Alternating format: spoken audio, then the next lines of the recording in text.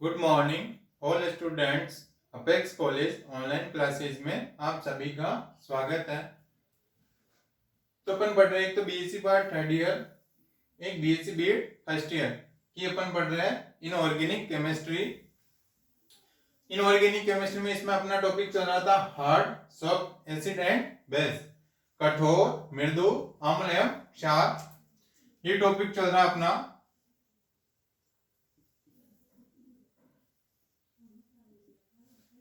और इसको बोलते हैं शॉर्ट फॉर्म में HSAB। अब इसके अपन एप्लीकेशन पढ़ रहे हैं, तो HSAB थ्योरी के उपयोग यानी एप्लीकेशन ऑफ HSAB थ्योरी, इसके क्या क्या उपयोग है, जैसे कल चल रहा था अपने उपयोग। अब नेक्स्ट आता है इसमें प्रकृति में खनिजों की प्राप्ति यानी प्रकृति में खनिजों की प्राप्ति, इसको बोलते हैं occurrence of minerals in nature, यानी occurrence of minerals in nature, यानी प्रकृति में खनिजों को प्राप्ति। तो यानी क्या होता है, इस नियम के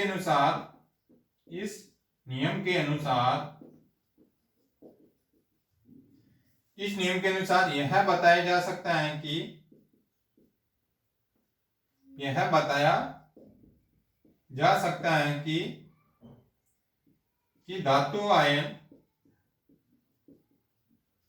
धातु आयन इस अयस्क के रूप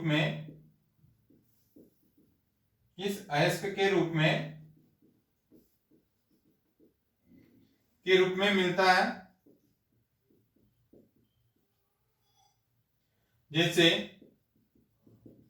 यानी क्या होता है, इस नियम के अनुसार क्या बता सकते हैं, यानी जो धातु आयन होते हैं वो किस अयस्क के रूप में होते हैं। यानी जैसे क्या होते हैं, जो भी मेटल होते हैं वो अपन जैसे जमीन से निकालते हैं, वो क्या होते हैं, ये अयस्क के साथ में रहते हैं। फिर अयस्क से इनका पृथक्करण करके या सेपरेशन करके इनको फिर धातु या मेटल आयन को अपन अलग करते हैं। जैसे Ca2+, Mg2+, एल्यूमिनियम 3+। जैसे धातु आयन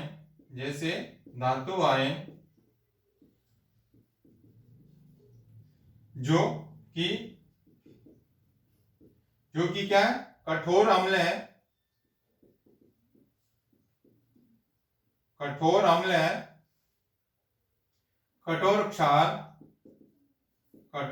क्षार जैसे CO3 2- O2- आदि के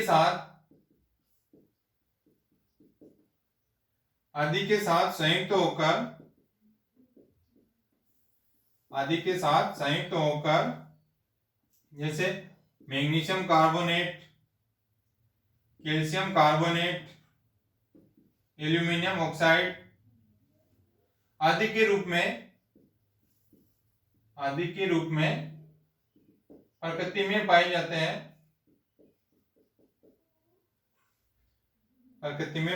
हैं। यानी क्या होता है, इस नियम के अनुसार क्या बता सकते हैं कि जो धातु आयन होते हैं वो किस अयस्क के रूप में मिलता है। जैसे अपन calcium Ca+2, Ca2+, Mg2+, Al3+। जैसे धातु आयन जो कि क्या होते हैं, कठोर अम्ल होते हैं। ये क्या होते हैं, सारे कठोर जो धातु आयन होते हैं ये क्या होते हैं, कठोर अम्ल होते हैं। ये क्या करते हैं, जब कठोर क्षार के साथ में जैसे CO3 2- O2- आदि के साथ जैसे संयुक्त होकर क्या बनाते हैं, मैग्नीशियम कार्बोनेट, कैल्शियम कार्बोनेट और एल्यूमिनियम ऑक्साइड आदि के रूप में क्या होते हैं, ये प्रकृति में पाई जाती है। यानी इनके साथ रिएक्शन करेंगे तो क्या बनेगा, ये बनता है। और ये क्या होता है, अयस्क होते हैं जो प्रकृति में पाए जाते हैं, जो जमीनों के अंदर से निकलते हैं, ये अयस्क के रूप में। फिर इनको अपन अलग करके ये आयन को सेपरेट करते हैं।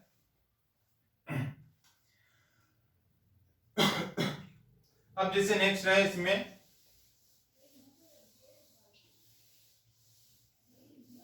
यानी इस प्रकार बता सकते हैं जो धातु आयन किस अयस्क के रूप में अपनों को मिलता है।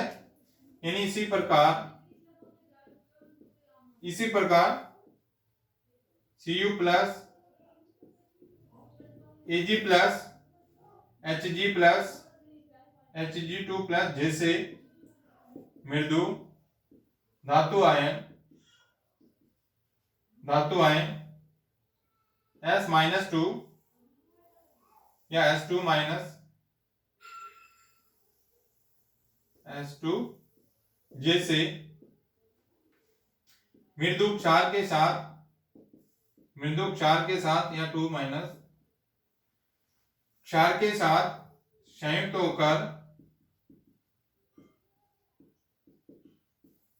होकर प्रकृति में सल्फाइड अयस्क के रूप में पाए जाते हैं।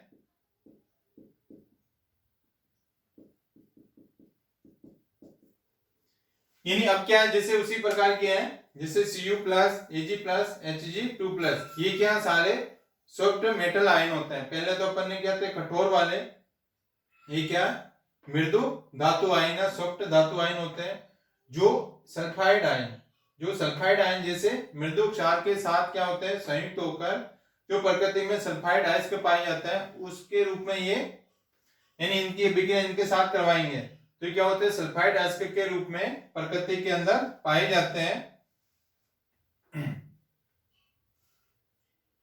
यानी जो प्रकृति में क्या होते हैं कार्बोनेट और सल्फाइड दोनों प्रकार के अयस्कों के रूप में ये पाए जाते हैं। अब आता है नेक्स्ट इसका यूज।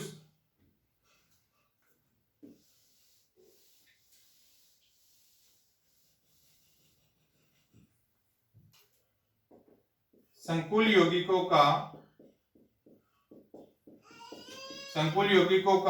स्थायित्व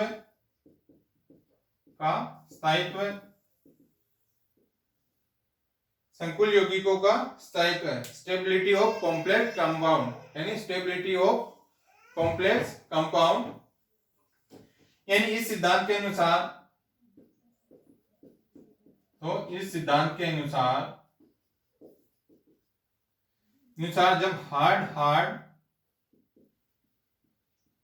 जब हार्ड व सॉफ्ट या मृदु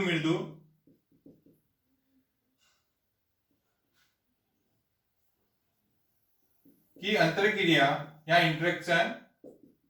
अंतरक्रिया से बने संकुल क्या होते हैं स्थायी होते हैं।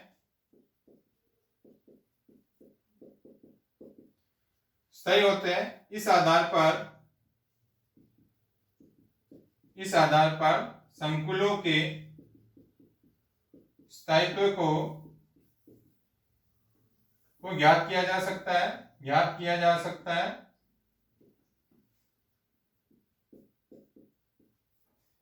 यानी संकुल यौगिकों का स्थायित्व स्टेबिलिटी ऑफ कॉम्प्लेक्स कंपाउंड, जो कॉम्प्लेक्स कंपाउंड बना वो स्टेबल है कि नहीं है, तो उनका स्थायित्व यानी क्या होता है इस सिद्धांत के अनुसार जब हार्ड यानी जब कठोर और कठोर की या मृदु और मृदु या सॉफ्ट की इंटरेक्शन या अंतरक्रिया से जो बनता है संकुल, जो कॉम्प्लेक्स बनता है वो क्या होता है जो कॉम्प्लेक्स बनता है यानी हार्ड और सॉफ्ट इनके जो अंतरक्रिया करवाने से जो कॉम्प्लेक्स बनता है वो क्या बनता है स्थायी होता है। और इसी आधार पर संकुलों के स्थायित्व को अपन ज्ञात कर सकते हैं कि जो कॉम्प्लेक्स बना वो स्थायी है कि नहीं है। जैसे इसमें देखते हैं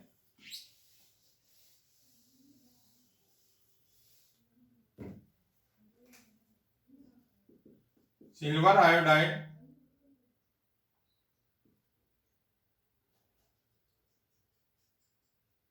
ये क्या होता है स्थायी होता है। यानी जब Ag प्लस 2I यानी क्या होता है मृदु अम्ल या मृदु क्षार, जब इसकी अभिक्रिया करवाएंगे यानी मृदु अम्ल और मृदु क्षार दोनों क्या है सॉफ्ट है, तो इसकी अभिक्रिया करवाएंगे तो ये बनेगा AgI2, ये कॉम्प्लेक्स बनता है। ये कॉम्प्लेक्स बनता है जो क्या होता है स्थायी संकुल होता है।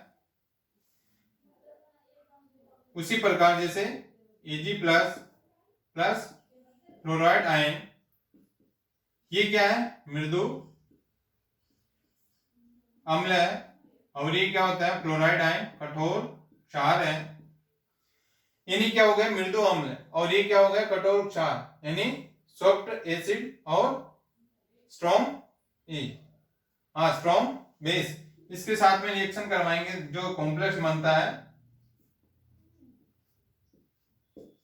ये क्या होता है, अस्थायी संकुल होता है, अस्थायी संकुल। यानी इस प्रकार अपन बता सकते हैं कि यदि सॉफ्ट और सॉफ्ट की रिएक्शन करवाएंगे, जो कॉम्प्लेक्स बनता है वो स्थायी होता है। जैसे डिफरेंट डिफरेंट के साथ करवाएंगे, जो कॉम्प्लेक्स बनेगा ये क्या होता है, अस्थायी होता है। जैसे उसी प्रकार इसमें जैसे CO3 प्लस, इसकी रिएक्शन करवाएंगे फ्लोराइड के साथ, ये क्या होता है, कठोर अम्ल, यह कठोर क्षार। यानी कठोर एसिड की यानी स्ट्रॉन्ग एसिड की अभिक्रिया या हार्ड एसिड की अभिक्रिया अपन हार्ड बेस के साथ कर रहे हैं, तो दोनों क्या, हार्ड और हार्ड। इस प्रकार जो कॉम्प्लेक्स बनता है ये क्या बनेगा, स्थायी बनेगा। ये क्या होता है, स्थायी संकुल बनता है, स्थायी संकुल बनता है। यदि इसकी अभिक्रिया अपन CO3 प्लस और आयोडीन के साथ करवा देते हैं, जिससे ये तो क्या हो जाएगा, कठोर एसिड, कठोर अम्ल, और ये है मृदु क्षार। तो जो कॉम्प्लेक्स बनता है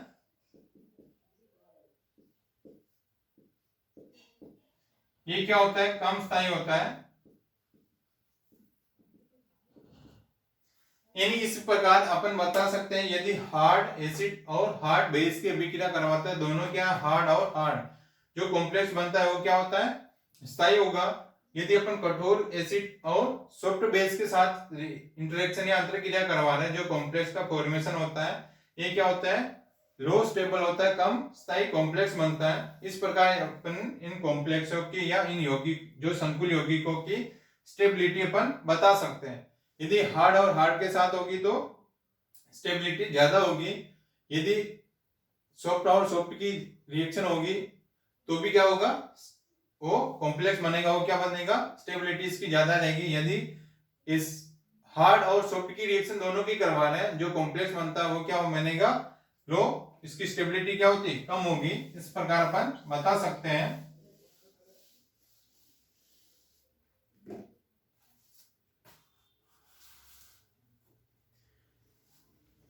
अब आता है नेक्स्ट, जैसे हेलोजन अम्लों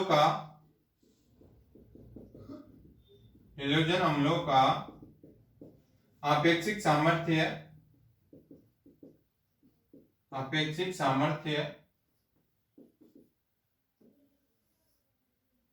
यानी relative strength of halogen acid, यानी आपेक्षिक सामर्थ्य यानी relative strength of halogen acid, halogen अम्लों का आपेक्षिक सामर्थ्य है।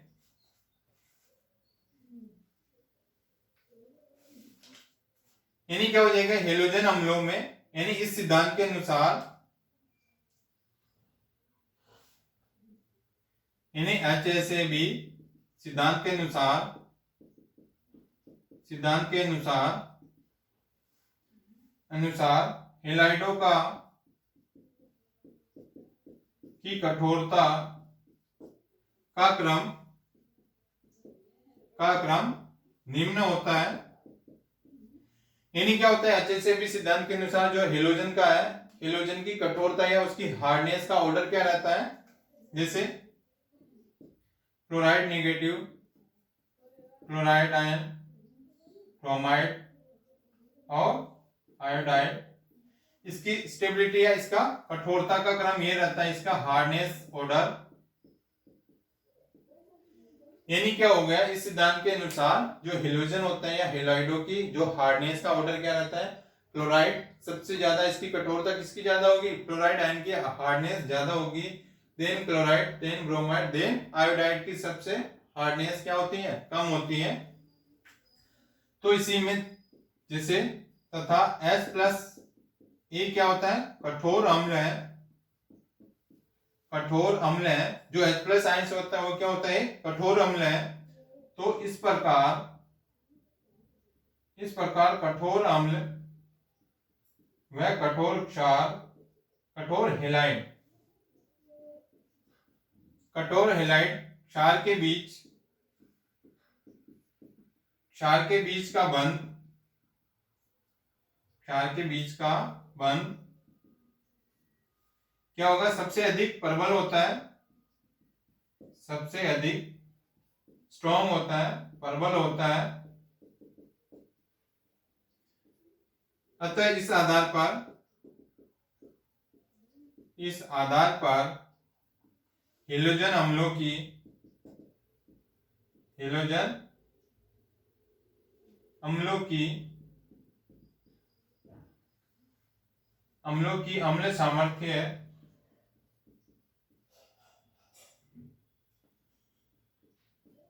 अम्ल सामर्थ्य का क्रम निम्न होता है, निम्न होगा। यानी क्या होगा, जैसे HF, HCl, HBr और HI, ये अम्ल सामर्थ्य का ऑर्डर रहता है। यानी क्या हो रहा है, इस सिद्धांत के अनुसार हेलाइडों की जो हार्डनेस होती है, उनके हार्डनेस का ऑर्डर ये रहता है। यानी क्या होता है, एक H प्लस आयन यानी कठोर अम्ल है। जो H प्लस आयन क्या होता है, कठोर अम्ल होता है। इस प्रकार कठोर अम्ल व कठोर हेलाइड क्षार, ये क्या हो जाएंगे, कठोर हेलाइड क्षार हो जाएंगे, जिसके साथ में H प्लस आयन या कठोर की रिएक्शन हो जाएगी। ये भी क्या है, कठोर है, ये भी क्या है, कठोर है। ये कठोर है और ये भी कठोर। जब इसकी रिएक्शन करवाएंगे तो क्या बनेगा, HF, HCl, HBr और HX बन जाएगा। इसी आधार पर हेलोजन की अम्लों के सामर्थ्य का क्रम भी, ऑर्डर भी क्या हो जाएगा, HF, यानी जो इनके बीच का बॉन्ड होता रहता है सबसे अधिक प्रबल होता है। यानी इसका बॉन्ड एनर्जी सबसे ज्यादा होगी किसकी, HF की। अम्ल सामर्थ्य का क्रम भी क्या होगा, इसी के अनुसार हो जाएगा। यानी जो बॉन्ड एनर्जी होती है इनके बीच में, जो बंध होता है इनके बीच में बॉन्ड होता है, वो सबसे अधिक प्रबल या सबसे अधिक स्ट्रॉन्ग किसके बीच में होगा, HF, देन HCl, HBr और HI। तो इस प्रकार अम्ल सामर्थ्य का ऑर्डर ये रह जाएगा हेलोजनों का। अब आता है नेक्स्ट,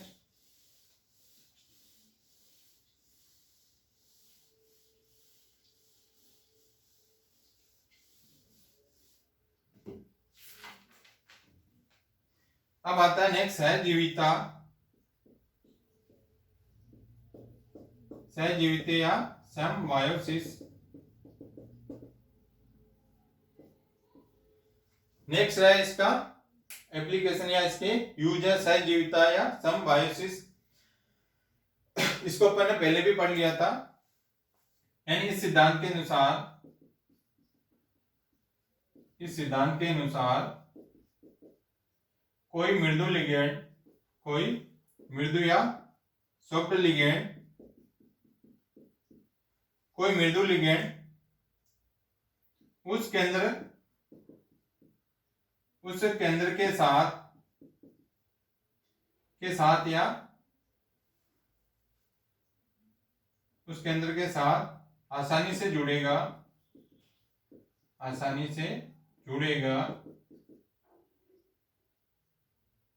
जिस प्रकार पहले से ही मृदु लिगेंड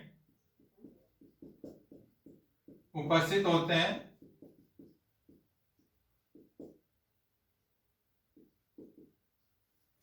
यानी क्या होता है, इस सिद्धांत के अनुसार क्या होता है, यदि इस सिद्धांत के अनुसार कोई मृदु लिगेंड या सॉफ्ट लिगेंड उस केंद्र के साथ या उस सेंटर के साथ में या उस परमाणु के साथ में आसानी से जुड़ेगा, जिस प्रकार पहले से ही क्या होगा, वहां पे मृदु लिगेंड उपस्थित होते हैं या कोई मृदु लिगेंड होते हैं, उसी के साथ में ये मृदु लिगेंड जुड़ते हैं।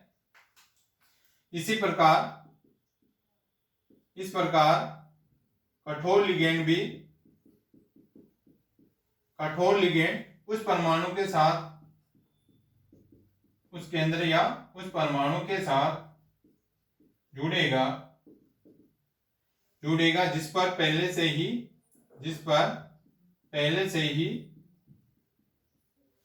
ही कठोर लिगेंड जुड़े हुए हैं। यानी इसके अनुसार क्या हो जाएंगे, जैसे समवायोसिस या सहजीविता जिसमें साथ में रहेगा, यानी क्या हो जाएगी सिद्धांत के अनुसार जहां पे कोई मृदु लिगेंड जहां पे जुड़ेगा या उस परमाणु के साथ या उस केंद्र के साथ जुड़ेगा या आसानी से जुड़ेगा जहां पहले से ही क्या हो मृदु लिगेंड जुड़े हुए हो, उसी प्रकार क्या हो जाएंगे जो कठोर लिगेंड या हार्ड लिगेंड होते हैं वो उस परमाणु के साथ जुड़ेगा जहां पहले से ही क्या हो गए हार्ड लिगेंड या कठोर लिगेंड जुड़े हुए हो, वो उन्हीं के साथ में ये जुड़ता है। जैसे इसमें देखते हैं अपन,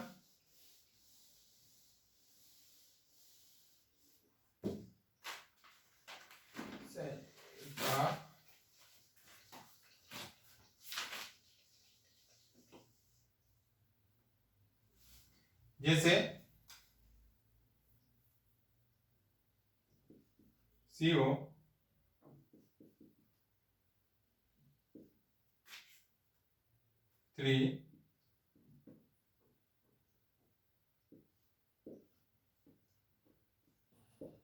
3 माइनस है, ये क्या होता है मृदु कठोर, जो क्या होता है कम स्थायी होता है, और ये क्या होता है एवं CO साइनाइड 3 यहाँ 5 है, ये भी 5 है, ये होते हैं इसके आयोडीन के साथ 3 माइनस, ये क्या होते हैं मृदु और मृदु, जो क्या होता है अधिक स्थायी होता है। और उसी प्रकार कठोर कठोर के साथ हो जाएगा CONH3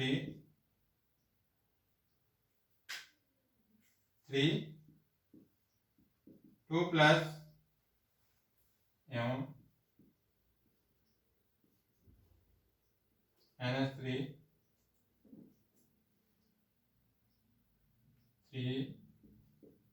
क्लोराइड 2 प्लस, ये क्या होता है कठोर जो क्या होता है अधिक स्थायी होता है, और ये क्या हो जाएगा कठोर मृदु जो क्या होता है कम स्थायी होता है।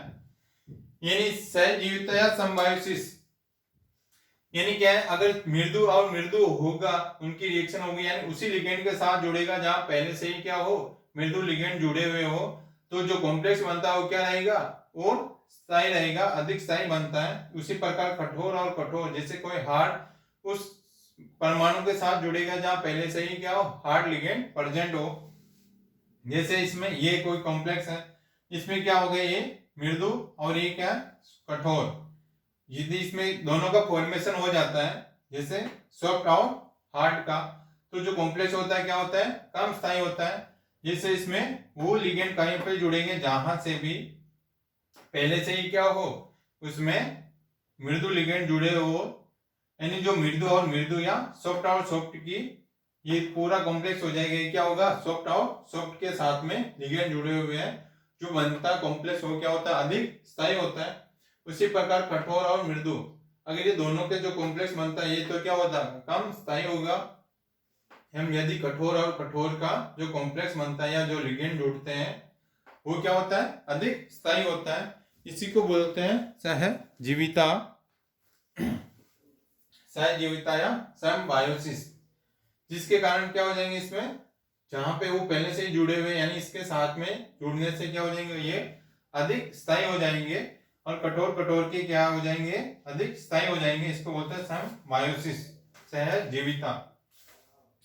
ये अपने क्या हो गए इसके HSAB थ्योरी के उपयोग है, ये अपना चैप्टर क्या कंप्लीट, ये इनके सारे एप्लीकेशन ऑफ HSAB थ्योरी के उपयोग है।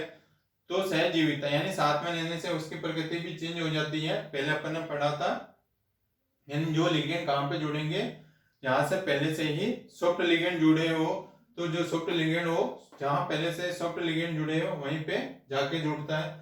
जो कॉम्प्लेक्स बनता है वो क्या होता है, अधिक स्थायी। उसी प्रकार ये भी होता है, जहाँ हार्ड लिगेंड जुड़े हुए वो क्या होता है, वो अधिक स्थायी होता है।